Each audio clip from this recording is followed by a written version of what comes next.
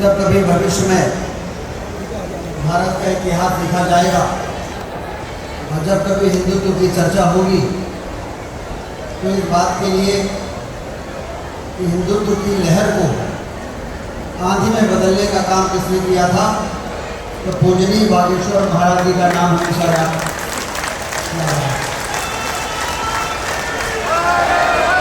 आदि शंकराचार्य जी ने देश को एकता के सूत्र में बांधने के लिए यदि 4 मठों की स्थापना नहीं की होती तो शायद मुगलों के इतने लंबे समय के शासन और अंग्रेजों के इतने लंबे शासन के बाद हिंदुत्व को बचा पाना संभव नहीं हो सकता था। तो जो काम आदि शंकराचार्य जी ने किया, देश को एकता के सूत्र में बांधने का काम कौन कर सकता है? धर्म और अध्यात्म और सनातन ये हमारे देश को एकता के सूत्र में बांधने का काम कर सकता है। उस मंत्र को आज जन जन के दिल और दिमाग में बैठाने का काम इतनी कम उम्र में ये बागेश्वर जी की और बालाजी की कृपा नहीं है तो और क्या है? कौन कहता है कि भगवान नहीं होता? जब हम लोग धीरेन्द्र के शास्त्री जी को देखते हैं तो ये चमत्कार दिखाई देता है कि व्यासपीठ पर विराजमान हो गए, अभी 30 वर्ष की उम्र पूरी नहीं हुई है और 10:30 बजे इतनी बड़ी संख्या में देश के किसी कोने में जाते हैं तो लाखों की भीड़ उमड़ पड़ती है उनके प्रवचन को सुनने के लिए और उनको देखने के लिए। हमारे देश की सबसे बड़ी ताकत है धर्म और अध्यात्म। दुनिया के बहुत से देश आर्थिक रूप से हमसे भले आगे होंगे, लेकिन धर्म और अध्यात्म के मामले में हमारे देश के सामने वो भारत के सारे देश नतमस्तक दिखाई देते और इसलिए जरूरी है धर्म और अध्यात्म का संरक्षण और उसका संवर्धन। तो संरक्षण और संवर्धन का काम हिंदुस्तान के अंदर हमारे कई महापुरुष कर रहे हैं, संत और महात्मा कर रहे हैं।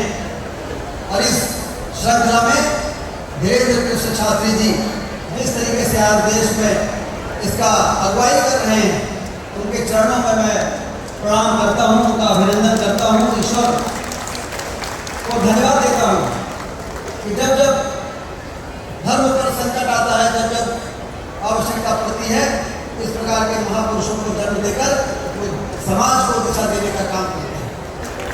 तो इसलिए ये वरदान के रूप में जो हमको प्राप्त हुए हैं वो हम सब उनकी बातों को सुन के एक कान से दूसरे कान निकालना नहीं है। श्रोता 3 प्रकार के होते हैं।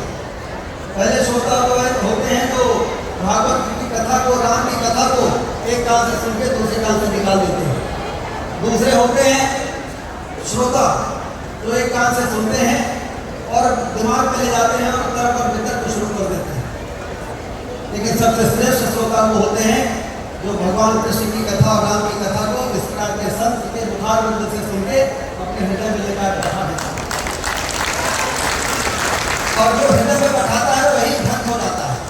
और भगवान को यदि कोई प्यारा है तो भक्त प्यारा होता है, जैसा महाराज जी ने कहा है। तो इसलिए भगवान को यदि की कृपा चाहिए तो इनके मुखार बिंदु से सुनी हुई कथा को अपने दिल में बैठाकर और अपने जीवन को कृतार्थ करने का काम हम सब लोग करें। मैं रुद्र प्रताप त्रिपाठी जी को हमारे ही हिंद की धरती के, मध्य प्रदेश की धरती के ऐसे सपूत हैं जिन्होंने व्यापार के क्षेत्र में आकर मुंबई जैसे इस महानगर में अपना स्थान बनाया और स्थान बना के और वो माया की नगरी में भूल भुलैया में भटके नहीं, धर्म और अध्यात्म को मजबूत करने के लिए अपनी भूमिका का निर्वहन कर रहे हैं। अपने गांव में ये हर साल महाराज जी आपको मालूम ही है कथा करते हैं, आपके गुरुदेव जी को वहाँ पर बुलाते हैं और लाखों लोगों को वहाँ पर प्रसाद ग्रहण करवाते हैं। तो मैं सोचता था जब मैं पहली बार इनसे मिला कि रुद्र जी मुंबई में इतना व्यापार कारोबार के बाद भी धर्म के प्रति कितना इनका श्रद्धा है। और अब तो कई बार ऐसा हुआ है और आज हम लोग यदि मुंबई में किसी भागवत कथा में आने का हमको अवसर मिला तो उसका श्रेय भी रुद्र जी को जाता है। दुर्गा जी आपको बहुत बहुत बधाई। कि आपने कथा का आयोजन किया और महाराज जी का दर्शन करने का हम सबको अवसर प्रदान किया। आप फिर से बहुत अभिनंदन और आप सबको बहुत बहुत बधाई कि आप सब कथा श्रवण करके अपने जीवन को प्रदान कर रहे हैं। बोलिए